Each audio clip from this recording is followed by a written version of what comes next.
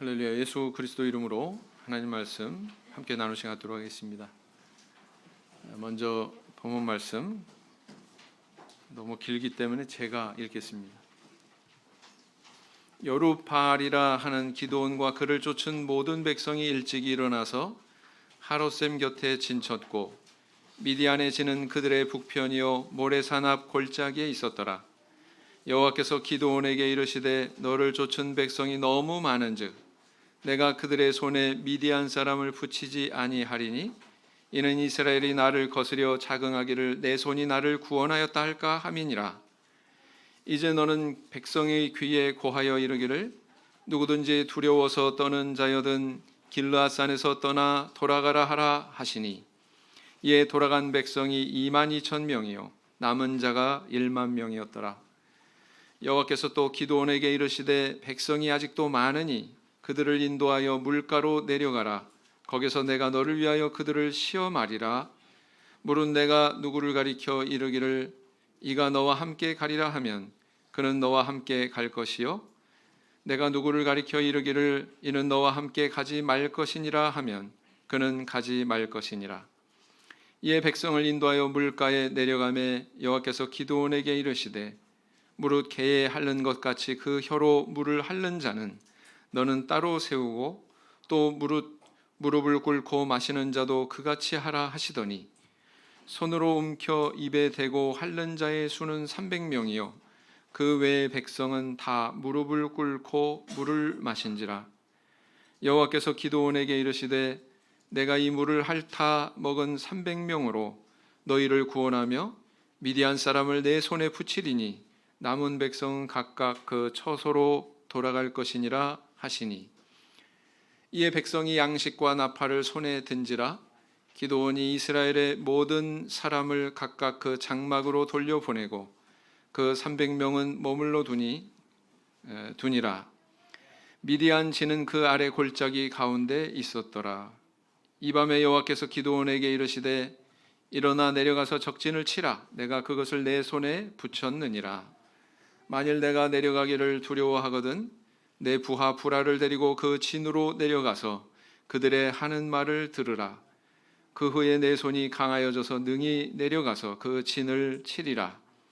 기드온이 그 부하 부라를 데리고 군대가 있는 진가에 내려간즉 미디안 사람과 아말렉 사람과 동방의 모든 사람이 골짜기에 누웠는데 메뚜기의 중다함 같고 그 약대 무수함이 해변의 모래가 수다함 같은지라. 기드온이 그곳에 이른즉 어떤 사람이 그 동무에게 꿈을 말하여 이르기를 내가 한 꿈을 꾸었는데 꿈에 보리떡 한 덩어리가 미디안 진으로 굴러 들어와서 한 장막에 이르러 그것을 쳐서 무너뜨려 엎드러뜨리니 곧 쓰러지더라. 그 동무가 대답하여 가로되 이는 다른 것이 아니라 이스라엘 사람 요아스의 아들 기드온의 칼날이라. 하나님이 미디안과 그 모든 군대를 그의 손에 붙이셨느니라 하더라. 기드온이 그 꿈과 해몽하는 말을 듣고 경배하고 이스라엘 진중에 돌아와서 이르되 일어나라.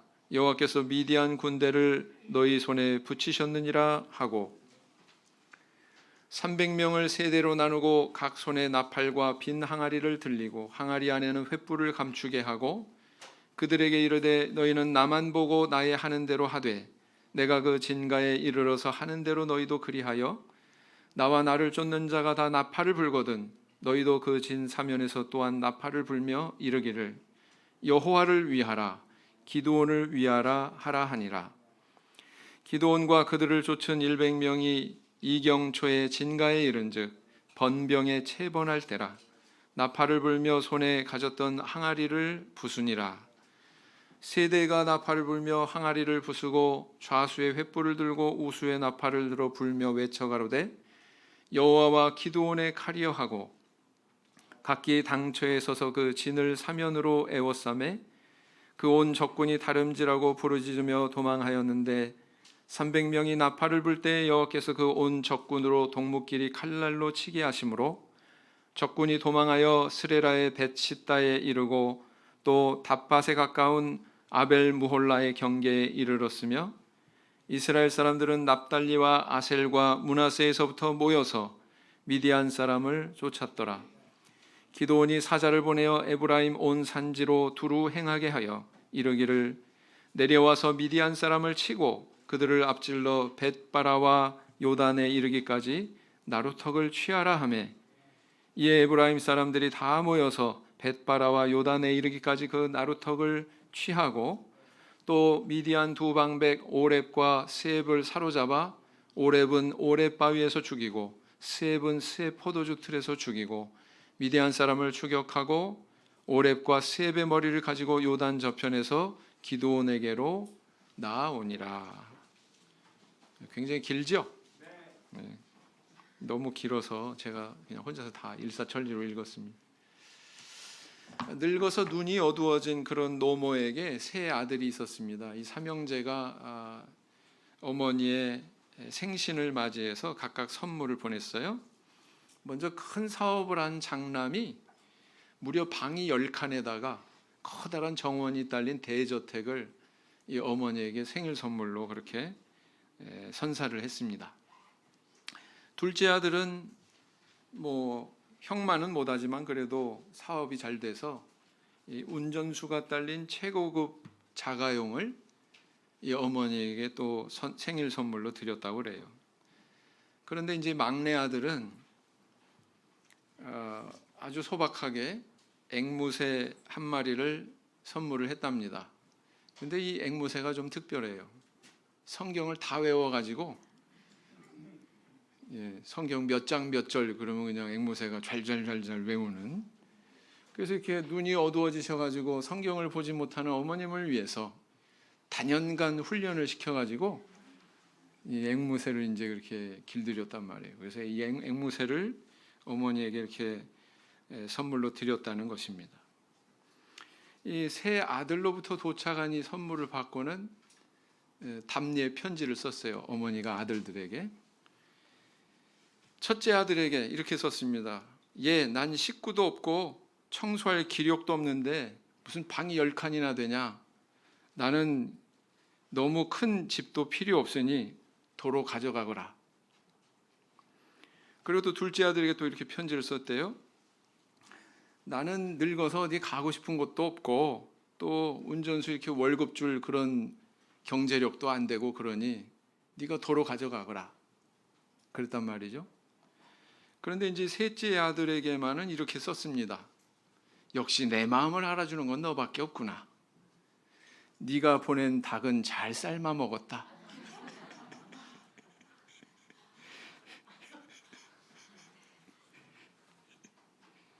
어머니에게 효자인 아들은 어머니의 마음을 가장 잘 헤아리는 아들인 것처럼 하나님께 가장 좋은 신앙인은 하나님의 뜻을 잘 헤아릴 줄 아는 사람이겠죠.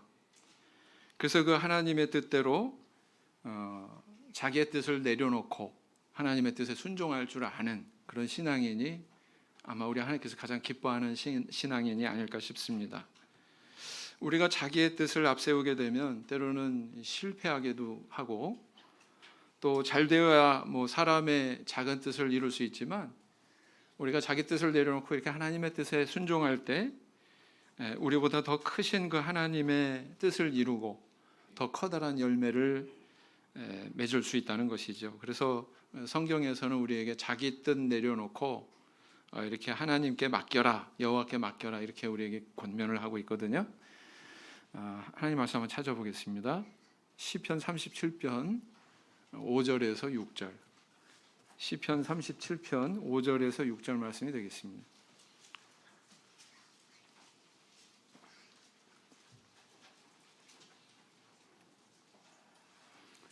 시편 37편 5절에서 6절 말씀 같이 읽겠습니다. 시작. 너의 길을 여호와께 맡기라. 저를 의지하면 저가 이루시고 내 의를 빛같이 나타내시며 내 공의를 정오의 빛같이 하시리로다. 이 미디안의 속박에 있었던 이스라엘 백성들은 그 속박으로부터 벗어나기 위해서 단판의 전쟁을 치러야 되는 그런 상황이 불가피했습니다. 이 상황은 오늘날 우리 성도들의 어떤 상황을 상징하고 있다 이렇게 볼 수가 있죠. 때로는 나는 거듭난 하나님의 성도지만 주변의 어떤 사람이나 상황 앞에서 크게 어떤 속박을 느끼고 때로는 그 속박으로부터 벗어나기 위해서 크게 결단을 필요로 하는 그런 순간이 있단 말입니다. 그 믿음의 결단은 개인적인 차원에서는 또 이렇게 믿음의 결단이다 이렇게 표현할 수도 있지만 어찌 보면 다른 관점에서는 일종의 영적 전쟁이다 또 이렇게 얘기할 수도 있다라는 것이죠.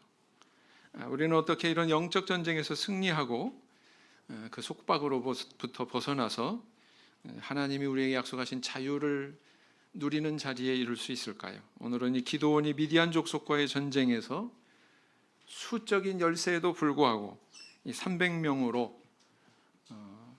13만 5천 명을 물리친 이 승리의 역사를 통해서 그 과정에 우리에게 교훈하는 바가 무엇인지 함께 생각하고 은혜를 나눠보고자 합니다. 자, 오늘 본문 말씀을 보시면 그 내용이 이렇습니다. 우리 지난 시간에 그 아버지 요아스의 집에 있던 그 바알의 단을 회파한 기드온에 대해서 우리 살펴봤죠. 근데 이제 그 일 이후에 이제 기드온이 나팔을 불어서 각 이스라엘 지파에게 호응을 요청합니다. 그래서 그 요청에 응답한 이스라엘 백성들이 미디안 족속과 싸우겠다고 이렇게 몰려들게 되지요. 이곳저곳에서 몰려들었는데 성과가 있었어요. 무려 얼마나 몰려들었습니까? 32,000명. 32,000명. 그런데 하나님께서는 그들을 모두 전쟁에 동원하지 않으셨습니다. 두 가지 단계를 통해서 선별을 하고 그 단계를 거친 다음에 남겨놓은 군사가 몇 명이에요? 300명. 몇 명이 모였다고요? 32,000명. 몇 명이 남았다고요? 300명. 네. 그래서 이제 하나님은 이 기드온이 300명을 데리고서 출정하게 하셨고 사람이 생각할 수 없는 참 기묘한 그런 전술을 통해서 결국은 그 미디안 족속을 물리치고 대승을 거두었다고 하는 그런 이야기죠. 자, 오늘 이 기사가 우리에게 주는 교훈은 무엇일까요? 우리가 이런 억압과 속박에서 벗어나는 그런 은혜를 입기 위해서는 하나님께서 우리에게 바라시는 믿음의 길이 있습니다. 그것은 뭐냐면 첫째는 내 영광이 아니라 하나님의 영광을 위하여 하라라는 것입니다. 너의 영광이 아니라 하나님의 영광을 위하여 하라. 3절을 보시겠습니다. 3절.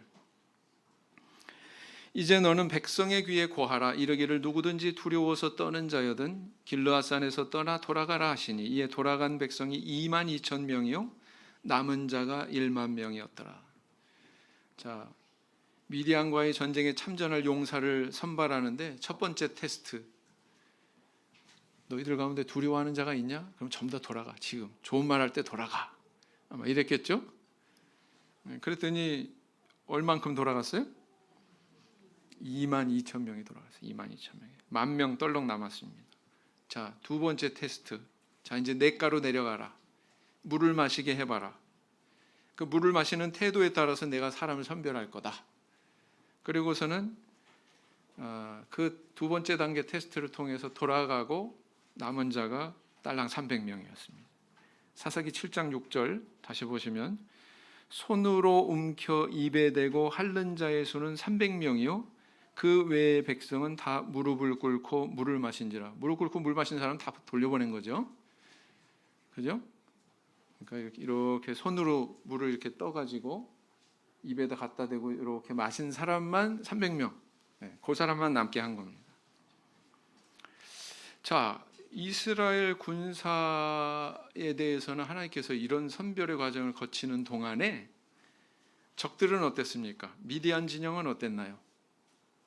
미디안 족속만 전쟁에 출정했습니까? 아니요. 이웃의 족속까지 결속시킵니다. 여기 보니까 아말렉 사람 언급하고 있고요. 동방의 모든 사람들 이렇게 말하고 있습니다. 동방의 모든 사람들. 그렇게 모인 수가 어찌나 많은지 12절을 보겠습니다. 12절 어떻게 표현하고 있어요? 미디안 사람과 아말렉 사람과 동방의 모든 사람이 골짜기에 누웠는데 뭐와 같다고요? 메뚜기의 중다음 같고 그랬어요. 그 약대의 무수함이 낙타죠. 전쟁하는데 낙타가 동원이 됐구나라는 걸 알 수가 있죠. 그죠? 이 낙타가 해변의 모래가 수다음 같은지라 그랬어요. 낙타만 엄청나게 많았다는 얘기죠. 그죠? 그렇게 해서 모여든 군사가 나중에 그 사사기 8장 10절의 내용을 보면 그 숫자가 이렇게 밝혀지고 있는데 13만 5천 명이라고 했습니다. 13만 5천 명. 자, 300명 대 몇 명이라고요? 13만 5천 명. 아니, 안 돌려보내고 그냥 애초에 모인 수 3만 2천 대 13만 5천 명 해도 이게 될까 말까인데, 인간적으로 생각하면 그렇지 않습니까?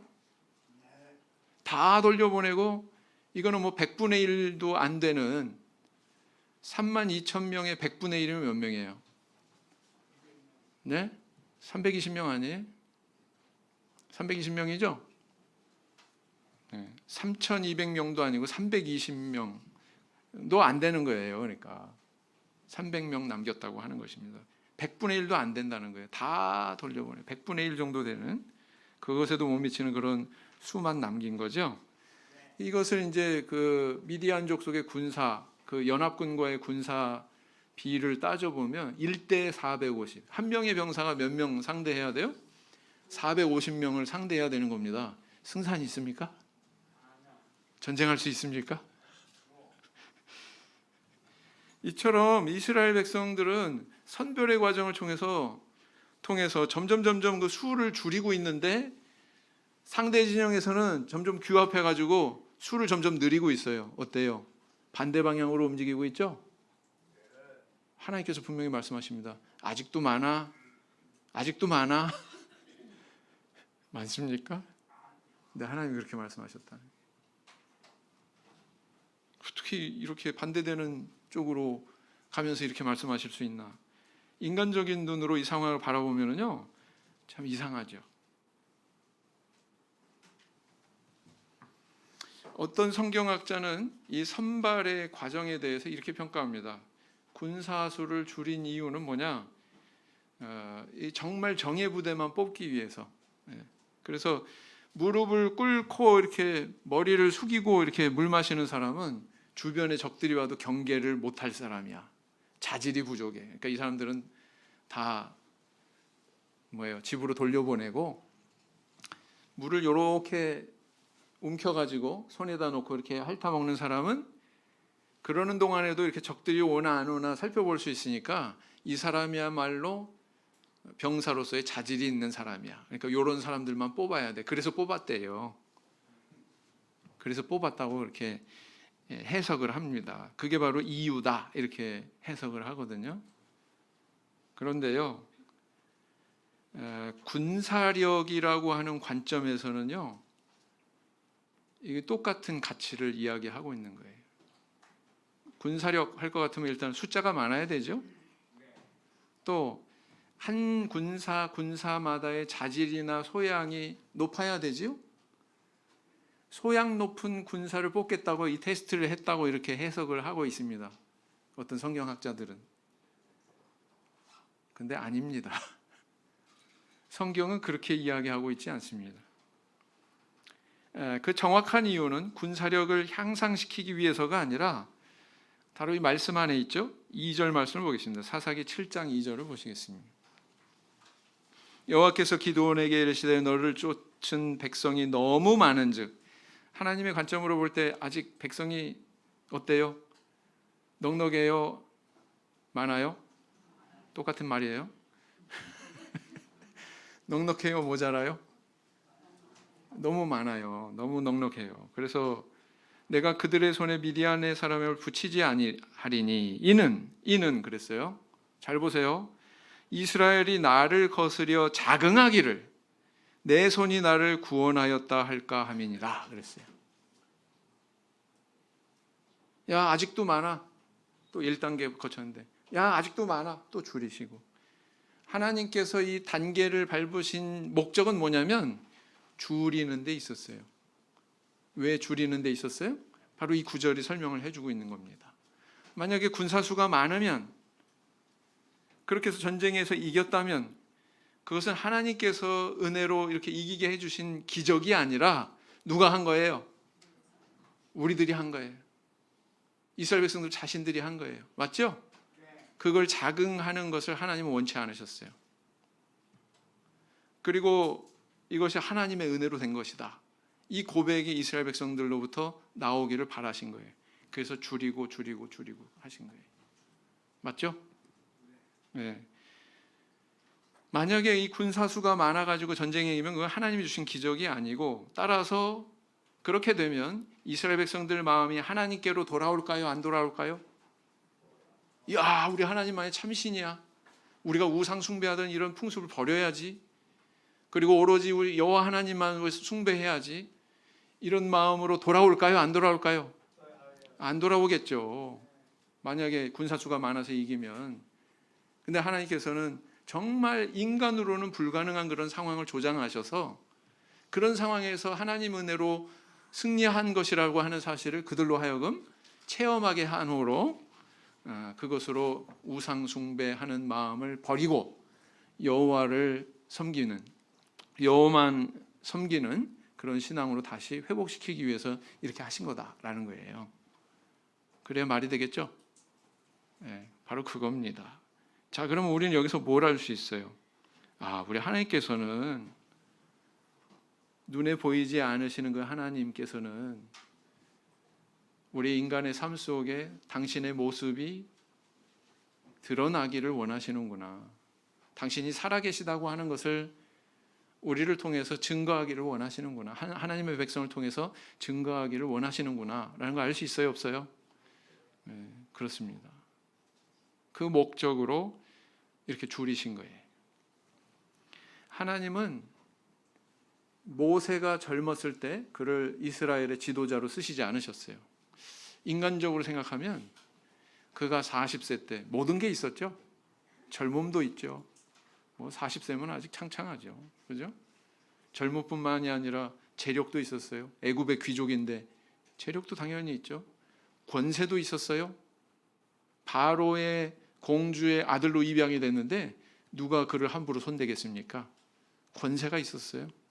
모든 걸 다 갖췄을 때 인간적인 눈으로 봐서 그때 딱 이스라엘의 영도자가 됐으면 아주 그냥 멋들어지게 출애굽 역사를 일으켰을 것도 같은데 하나님은 그렇게 하지 않으셨어요. 그가 애굽의 귀족의 신분을 잃고 미디안 광야에서 40년 동안 양을 치면서 처가살이했죠. 그 40년을 지내서 이제 80 노인이 되었을 때, 옛날 사람들은 80도 건강했느냐? 그렇지 않습니다. 시편 90편에 보면 이게 모세의 저작이라고 그래요. 시편 90편이. 인생이 70이요 강건하면 80이라도 그랬거든요. 그랬어요, 모세가. 그러니까 그 시대에도 대략 인간의 수명이 한 80세였구나라는 걸 알 수 있습니까? 없습니까? 있죠. 인생의 모든 것들을 다 내려놓고 모든 것을 잃은 그 상태의 모세를 하나님께서 부르신다고요. 그리고 너 애굽의 바로왕 앞에 가라. 그리고 내 백성을 보내라고 그래라. 그제서야 비로소 일꾼으로 세워지지 않습니까? 왜 그러셨을까요? 인간의 생각으로는 이해가 안 가요. 근데 하나님 말씀을 비춰보면 이해가 가죠. 만약에 모세가 그렇게 힘 있을 때 이스라엘의 영도자가 됐으면 그 출애굽의 사건은 하나님이 주신 기적이 아니에요. 누가 한 거예요? 모세가 한 거예요. 모세가 높아지고 하나님은 감추어지고. 맞죠? 근데 80 노인이 된 상태에서 이스라엘 영도자가 돼가지고 이 백성들을 이끌었어요. 오로지 하나님의 명령대로. 오른쪽으로 와라, 오른쪽으로. 지팡이로 반석을 쳐라, 반석을 치고. 그죠? 그래서 그 출애굽의 역사가 이루어지는 과정에 하나님의 살아계심이 이스라엘 백성들 앞에 뿐만 아니라 저 이방인들에게도 다 만천하에 이게 선포가 된 거거든요. 하나님 바로 그걸 원하신 거예요. 네. 뭘 알 수 있습니까? 인간인 모세가 사라지고 하나님이 드러나는, 그런 역사 속의 상황을 겨냥하셔서 그렇게 하신 거다라는 것입니다. 똑같습니다. 오늘날 우리 삶도 마찬가지죠. 내가 잘나서, 내가 똑똑해서 모든 걸 다 이루고 앞으로도 이룰 수 있는 것 같이 그렇게 생각한다면 오산이란 말이에요. 하나님은 그것을 우리 삶의 태도로 받으시지 않습니다. 우리의 삶의 태도는 어떠해야 된다고 교훈하고 있는 겁니까?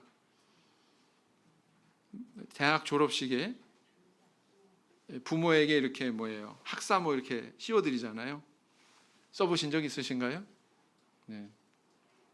이 자녀들은요, 만약에 대학 졸업할 때 졸업식장에서 학사모 썼으면 부모님한테 반드시 그걸 쓰여드려야 합니다. 안 시켜도 그렇게 다 하잖아요. 그죠? 네. 왜 그렇습니까? 대종상 시상식에서 연기자가 모든 영광을 감독과 스태프들에게 이렇게 돌린다고 이렇게 소감 이야기하지 않습니까? 왜 그렇습니까? 올림픽 메달리스트들이 금메달의 영광을 감독과 코치와 팬들에게 그렇게 돌리지 않습니까? 그 왜 그렇습니까?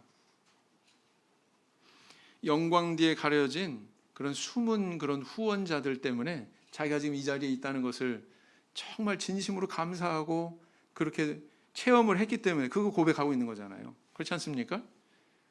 똑같다 이거예요. 세상 사람들도 그러는데 하물며 정말 하나님께서 나와 동행하시고 함께 하셔가지고 내가 이 자리에 왔다라는 것을 그냥 시건이 아니라, 난 그런 마음이 들지도 않는데 그냥 내 입술로 하는 것이 아니라 정말 우리 삶 속에서 그걸 체험해야 되고 그것을 다른 사람들 앞에 고백할 줄 아는 거, 하나님은 그걸 바라신다는 거예요. 네. 그래서 눈에 보이지 않는 그 하나님의 존재가 우리 삶 속에서 증거가 되는, 살아계시다고 하는 것이 증거가 되는, 그걸 우리 하나님께서 바라신다는 것입니다. 그래서 이 기도원의 이 승리의 역사를 통해서 우리에게 교훈하는 첫 번째 교훈의 내용이 있다면 그것은 바로 뭐냐? 이와 같이 하나님의 영광을 위해서 너희들이 살아야 된다. 하나님의 존재를 드러내는 그런 삶을 살아야 된다라는 것을 우리에게 교훈해주고 있는 것입니다. 고린도전서 10장 31절 말씀을 보시겠습니다. 고린도전서 10장 31절 말씀을 보시겠습니다.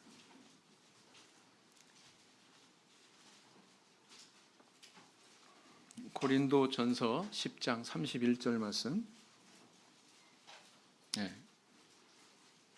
고린도전서 10장 31절 같이 읽겠습니다. 시작. 그런즉 너희가 먹든지 마시든지 무엇을 하든지 다 하나님의 영광을 위하여 하라. 이 말씀이 가슴 깊이 새겨지는 저 우리 성도님들 되길 원합니다. 그 다음에 이제 두 번째 어떤 교훈을 주고 있습니까? 영적인 성장과 열매를 맺는 데까지 나가라 라는 것입니다. 7장 10절로 다시 돌아가서 보시면, 만일 내가 내려가기를 두려워하거든 내 부하 불화를 데리고 그 진으로 내려가서 그랬어요. 7절에 보면 하나님이 기드온에게 말씀하셨죠. 이 300명으로 너희를 구원할 것이다. 기드온이 이 말씀을 들었을 때 심정이 어땠을 것 같습니까? 우리 성도님들 같으면 심정이 어땠을 것 같아요? 13만 5천 명이 있는데 300명 딸랑 데리고 야, 너 가가지고 전쟁해라. 전쟁하시겠어요? 아마도 소총 한 자로 받아들면서 너 가서 저 탱크를 갖다가 때려 부숴라 이렇게 명령하는 거랑 똑같은 감정이 들었을 거예요. 네, 똑같은 느낌이 들었을 것입니다. 그 메뚜기 떼 같은 미디안 군대 바라보면서 얼마나 두려움이 있었을까요? 네, 여전히 그는 두려움이 있었습니다. 네가 내려가기 두려워하거든 네 부하 불화를 데리고 그 진으로 내려가라 말씀하시지 않습니까? 두려움이 있었어요. 하나님의 그 말씀대로 불화를 데리고서 내려가지 않습니까? 두려움이 있었어요? 없었어요? 네, 있었어요. 네. 하나님은 우리의 연약함을 아세요. 네, 두려움이 있다는 것 아십니다. 그러나 그럼에도 불구하고 우리에게 때로는 우리의 생각과 우리의 상상과는 다른 방향으로 우리에게 명령하고 계신다라는 거예요. 그리고 이제 기드온의 그런 두려운 마음을 아시고 다른 표징을 주신 것이지요. 적진에 몰래 잠입해 들어가서 적군들이 나누는 꿈 이야기, 그리고 또 그 꿈에 대한 해몽 이야기에 귀를 기울이게 하십니다. 어떤 말을 하던가요? 적진의 그 군사들이. 14절을 보시겠습니다. 14절. 그 동무가 대답하여 가로되 이는 다른 것이 아니라 이스라엘 사람 요아스의 아들 기드온의 칼날이라. 이 참 표현이 재밌어요. 칼날이래요. 칼날. 떡덩어리가 이렇게 굴러가가지고 탁 진을 무너뜨렸는데 그걸 칼날로 표현하고 있습니다. 하나님이 미디안과 그 모든 군대를 그의 손에 붙이셨느니라 하더라. 이 말을 들었을 때 어땠을까요? 기드온의 마음이 어땠을까요? 적군의 입술에서 무슨 얘기가 나오냐면 그 모든 군대를, 미디안의 모든 군대를 그 기드온의 손에 붙였다. 아군이 한 얘기가 아니에요. 적군이 자기가 꿈에서 그 보고 들은 것을 해몽하면서 이렇게 이야기하고 있다는 거예요. 네. 참 놀랍게도 이것을 들은 기드온은 이제 하나님을 온전히 신뢰하기 시작합니다. 그리고 출정하죠. 네. 아군이 300명밖에 안 된다는 사실 이제 그의 안중에 없어요. 미디안 군대가 뭐 13만 5천 명이 그냥 쭉 깔려 있다고 하는 거, 그것도 안중에 없어요. 뭐에 집중하고 있습니까? 하나님께 주신 그 표징의 목소리, 적군의 입술을 통해서 그의 귓가에 들려주신 그 목소리, 거기에 딱 집중이 돼 있어요. 기드온의 관심이. 그렇지 않습니까? 네. 믿음이란 바로 이런 거다라는 거예요. 눈앞에 불신의 근거들이 아무리 널려 있어도 하나님께서 내 귓가에 믿음을 가질 수 있는 그런 음성을 주신다면 다른 것들은 다 무시하고 거기에 집중하는 거, 이게 바로 뭐예요? 이게 바로 믿음이에요. 네. 그리고 그 현실을 주목하기보다 하나님이 주신 표징을 신뢰하고 바라보는 거, 그것을 쫓아가는 거, 이것이 바로 믿음이다라는 것입니다. 기드온은 이렇게 어떻게 확신을 할 수가 있었어요? 사실은 지속적인 그런 하나님에 대한 체험이 있었어요. 맨 처음에 부름 받았을 때 그가 떡과 고기를 가져다가 반석 위에 올려놓으니까 천사가 그것을 마치 재물을 사르듯이 사르지 않습니까? 그 체험을 통해서 이 존재가 천사다, 정말 내가 하나님의 부르심을 받은 거다라는 걸 확신했고, 그 체험에서 또 어느 체험으로 다가가요? 야, 너 아버지 집에 있는 바알의 단을 헐어라. 정말 이게 가능한 일일까? 큰일 나지 않을까? 근데 또 그 당시에 또 표징을 주시죠. 어떤 표징을 주십니까? 양털이 있는 그릇이 있고 주변에 땅이 있는데 이슬이 한 번은 여기에 한 번은 저기에 엇갈리게 하는, 여기는 마르고 저기는 축축하고 또 반대로 여기는 축축하고 저기는 마르고, 이 표징을 통해서 그가 다시 한번 또 믿음을 가집니다. 그렇죠? 그리고는 바알의 제단을 허물지 않습니까? 근데 이번에는 뭐예요? 이건 뭐 바알 제단 허무는 정도가 아니에요. 딸랑 300명 데리고서 전쟁에 출정해서 완전히 다 이겨버리는 거죠. 근데 그 순간에도 뭐가 필요했어요? 표징이 필요했어요. 계속 이 표징을 받으면서 그의 믿음은 점점 자라난 것입니다. 사실은 더 큰 일을 지금 해내고 있지 않습니까? 믿음이란 이런 거예요. 그냥 정체되는 게 아니라 지속적으로 성장하게 돼 있습니다. 하나님께서는 그런 길로 우리를 몰아세우십니다. 네. 사자 새끼가 그 작은 초식동물 사냥하는 것부터 시작을 해야 나중에 버팔로 같은 커다란 짐승도 사냥하고 그러지 않습니까? 그래서 하나님께서 똑같이 이렇게 훈련시키고 계신 거예요. 바로 우리 안에는 그런 잠재력이 있는 거예요. 하나님께서 우리를 하나님 백성으로 삼으셨다고 하는 것은 그런 미래를 겨냥하고 계속 우리를 채찍질하시고 우리를 성장시키는 과정이 있다는 것을 의미하는 것입니다. 그래서 우리는 승리해야 돼요. 승리의 경험이 많아야 돼요. 그런 경험들이 쌓이고 쌓여서 우리는 더 큰 하나님의 도구로, 일꾼으로 쓰임받을 수 있는 거거든요. 네. 그런 길을 가도록 우리를 인도하신다라는 것입니다. 오늘날 우리도 그런 하나님의 인도를 받고 있다는 것을 우리는 깨달아 알아야 되겠습니다. 골로새서 1장 10절 말씀. 골로새서 1장 10절 말씀. 골로새서 1장 10절 말씀. 골로새서 1장 10절 말씀 같이 읽겠습니다. 시작. 주께 합당히 행하여 범사에 기쁘시게 하고 모든 선한 일에 열매를 맺게 하시며 하나님을 아는 것에 자라게 하시고, 마지막에 보니까 하나님 아는 것에 어떻게 하시고? 자라게 하시고. 이런 성장과 열매가 저와 우리 성도님들의 것이 되기를 원합니다. 자, 그 다음에 세 번째 또 뭘 교훈하고 있어요? 하나님의 방법을 신뢰하라 라는 것입니다. 하나님의 방법을 신뢰하라. 7장 20절로 다시 돌아가서 보시면 세대가 나팔을 불며 항아리를 부수고 좌수의 횃불을 들고 우수의 나팔을 들어 불며 외쳐 가로되 여호와와 기드온의 칼이여 하고 그랬어요. 하나님은 기드온에게 칼과 창과 방패와 병거를 준비하게 하지 않으셨습니다. 하나님은 기드온에게 항아리와 횃불과 나팔을 준비하라고 분부하셨어요. 이게 전쟁의 도구가 될 수 있어요? 인간적으로 생각한다면. 근데 하나님은 이거를 명령하셨어요. 근데 기드온이 그대로 순종했습니다. 그대로 순종했어요. 그래서 이 전술이라고 하는 것이 고작 300명의 군사를 세 부대로 나눠서 어느 일순간에 같이 항아리를 깨트리면서 이제 횃불이 드러나게 하고 여호와와 기드온의 칼이여 이렇게 외치는 게 다였단 말이에요. 그게 전술이었다라는 것입니다. 그런데 참 놀라운 결과가 나타났어요. 아군은 칼든 사람이 하나도 없었는데 칼든 자들은 적군밖에는 없었죠. 근데 적의 혼란과 교란의 상황이 발생했다는 것입니다. 그래서 자기들끼리 막 칼 들고, 그죠? 칼 들고 그렇게 서로 죽이고 죽고 하는 그런 상황이 벌어졌다는 것입니다. 이거 누가 이런 걸 생각했겠어요? 사람이. 그렇죠? 참 놀랍지 않습니까?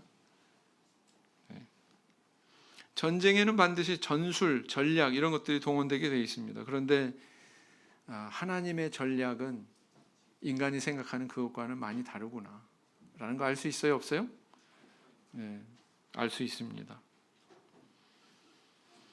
이 준비된 것에는 구체적인 우리 성경 안에 상징성이 있습니다. 항아리, 그 다음 횃불, 나팔. 항아리는 뭘 상징할까요? 흔히 이 성경에서 우리 인간의 연약한 육체를 비유하기를 질그릇에 비유합니다. 질그릇이 뭐예요? 항아리죠. 그렇죠? 네. 그것이 낮아지고 깨져서 우리 안에 감추어져 있는 보배 뭐예요? 하나님께서 우리 연약한 이 질그릇 같은 우리 안에 감춰 놓으신 보배가 있습니다. 하나님의 형상이 있습니다. 뭐죠? 성령이죠. 네. 성령이죠. 그래서 이 항아리가 깨지고 횃불이 드러나는 것은 바로 그것을 상징하고 있다라는 것입니다. 우리 안에 감추인 그 하나님의 형상, 하나님의 빛이 드러나는 것을 바로 상징하고 있다 이렇게 볼 수가 있습니다. 고린도후서 4장 6절에서 7절 말씀을 보시겠습니다. 고린도 후서 4장 6절에서 7절 말씀. 고린도 후서 4장 6절에서 7절 말씀. 4장 6절에서 7절. 고린도후서 4장 6절에서 7절 말씀 같이 읽겠습니다. 시작. 어두운 데서 빛이 비치리라 하시던 그 하나님께서 예수 그리스도의 얼굴에 있는 하나님의 영광을 아는 빛을 우리 마음에 비치셨느니라. 이 성령을 이렇게 간접적으로 얘기하고 있어요. 그 다음 7절 시작. 우리가 이 보배를 질그릇에 가졌으니 이는 능력의 힘이 큰 것이 하나님께 있고 우리에게 있지 아니함을 알게 하려 함이라. 그렇죠? 네, 그렇습니다. 나팔은 뭘까요? 마태복음 24장 31절. 마태복음 24장 31절. 마태복음 24장 31절.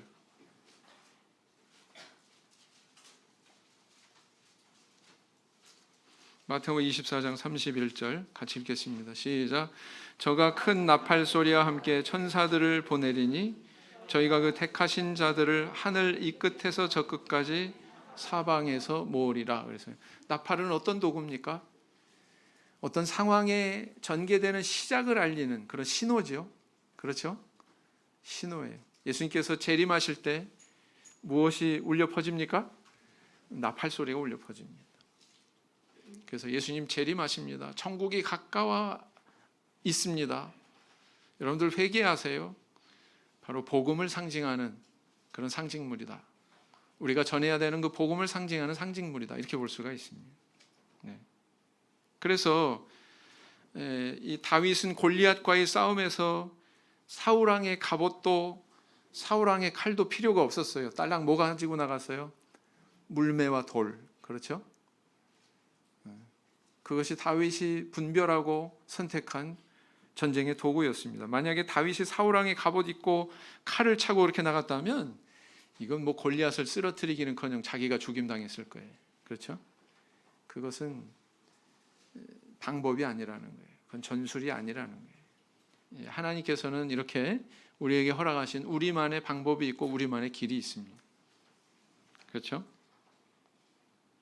마찬가지로 이스라엘 백성들이 미디안이 가지고 있는 똑같은 무기를 동원하고 똑같은 그런 군사력을 추구하면서 이 전쟁을 예비했다면 이렇게 승리할 수 없었어요. 전혀 다른 방향에서 다른 전술을 통해서 접근했기 때문에 이렇게 승리할 수 있었다는 것이죠. 네, 그렇습니다. 네. 이처럼 하나님이 인간을 구원하시는 방법은 세상의 다른 어떤 것이 아니라 십자가였단 말이죠. 그러죠? 그건 아무도 생각 못했어요. 야, 그냥 죄인처럼 그렇게 십자가에서 죽는 것이 그게 인류 구속을 위한 제사였다니 아무도 생각 못했습니다. 바리새인과 서기관들은 오히려 그들 속에 역사하는 마귀는 오히려 어떻게 생각했어요? 아, 이제 메시아를 십자가에 매달았으니까 이제 인류 구원은 무산이 됐어. 이제 끝장난 거야. 뭐 이러면서 쾌재를 불렀겠죠. 근데 하나님께서는 그것이 오히려 인류 구원을 위한 제사가 되게 하셨다는 거예요. 얼마나 아이러니합니까? 그렇죠? 네. 하나님의 방법은 항상 이렇다는 거예요. 네. 초대교회가 핍박을 받았어요. 핍박을 받으면 잦아들고 이제 사라질 것 같은데 그렇지 않았죠? 핍박을 받되 심지어 순교자가 나올 만큼 그렇게 핍박이 거세었을 때 오히려 교회는 도약을 하고 성장을 했습니다. 네. 이것이 하나님의 방법이에요. 이것이 하나님의 역사다라는 것입니다.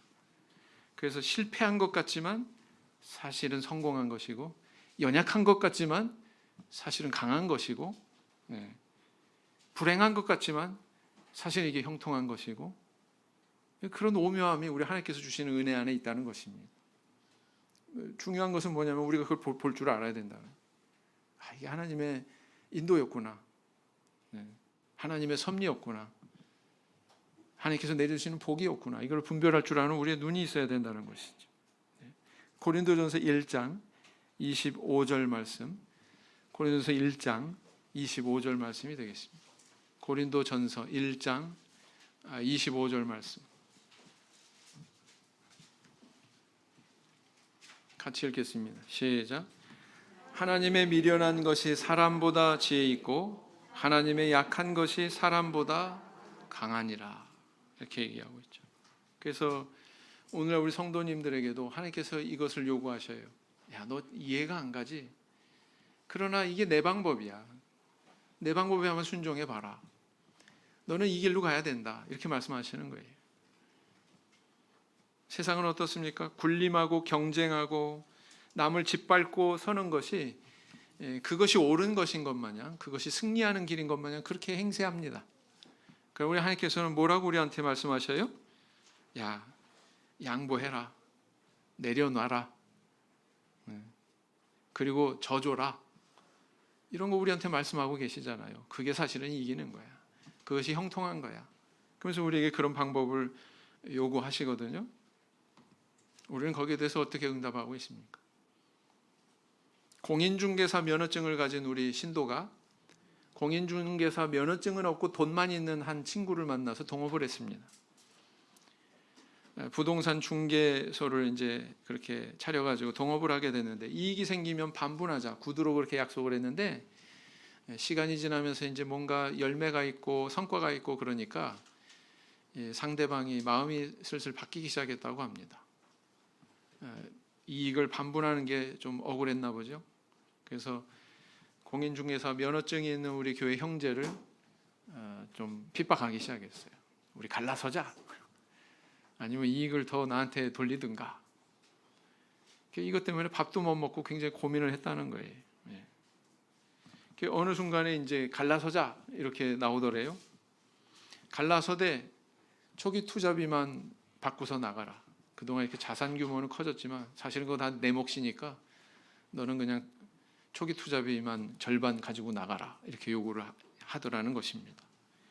참 이게 갈등이 돼가지고 힘들었다고 그래요. 이걸 법적으로 어떻게 할까, 어떻게 대처를 할까 고민하다가 어느 날 저녁 예배 때 이삭이 우물을 양보한 그 대목이 있죠? 창세기에. 그 설교 말씀을 접하고는 이분이 물러서기로, 양보하기로 그렇게 결심을 합니다. 그런데 그 마음을 먹은 그 순간에 이웃의 다른 부동산 사장이 나랑 같이 밥 좀 먹자 그러더래요. 밥을 먹여서 하는 얘기가, 어디 당신 같은 면허증 소지자 없냐? 나도 면허증은 스스로 없고 나도 돈만 있는 사람인데 당신 같은 사람이면 참 좋겠다. 눈이 동그래져가지고 나 어떠냐고. 나 어떠냐고. 당신 동업자 있잖아. 근데 사실은 여차저차해서 자초지종이 이렇게 돼가지고 갈라서기로 했다. 모월 모시까지만 근무하고 우리는 이제 남남이다. 나 어떠냐고. 당신 같으면야 좋지. 그래서 같이 일하게 됐다는 거예요. 그런데 이제 같이 일할 때 전과 같이 뭐 구두로 어수룩하게 한 게 아니라 계약서를 썼대요. 계약서 내용이 뭘까요? 이익이 나면 반분하자. 당연히 그렇게 했겠죠. 그 다음 난 화요일 날, 금요일 날 저녁 때는 시간을 못 낸다. 왜 그럴까요? 교회 가야 되니까. 안식일은 토요일이라고 그랬겠죠. 토요일은 난 온전히 쉬어야 된다. 하루 왼종일 나는 시간 낼 수가 없다. 왜 그럴까요? 하나님 성전에 가서 나 예배 드려야 된다고 얘기를 한 거예요. 오케이, 뭐 그 정도야 뭐. 그러고서 이제 같이 일을 시작했는데 하나님께서 부어주시는 은혜가 있었어요. 그 불경기 때, 옛날 굉장히 어려운, 경제적으로 어려운 시기가 있었잖아요. 뭐 98년에도 있었고 2008년에도 있었고, 그렇죠?